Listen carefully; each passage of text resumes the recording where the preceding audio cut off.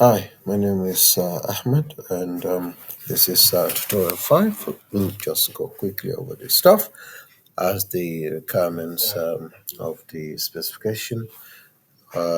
We've made our changes. I've come here. This is the um, server, and we have commented out all that is not needed. By the way, I'm going to just get rid of those because they are not necessary anymore. The create server stuff all the way here. As I was listening, we've done our changes.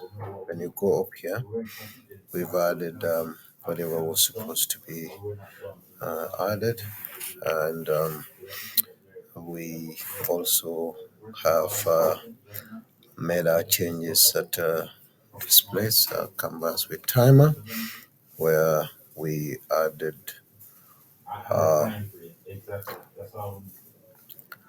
a socket, and we've also done some additions at timer handler where, well, this wouldn't definitely affect us much, but we've made our changes. And when you come here to HTML, we've also added this. Instead of now polling, we're using socket.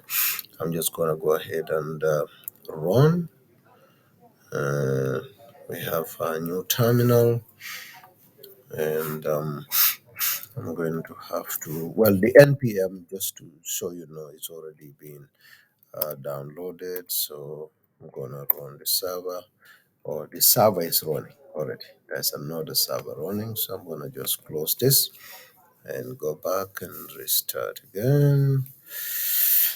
You have three servers. I mean, I think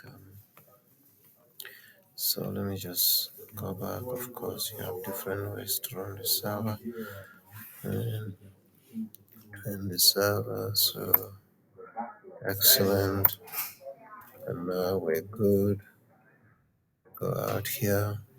Let me close this one and this one. I'll also get a second one and try running it. All right. So I'm gonna move my arrow, and as it moves, this one moves at the same time.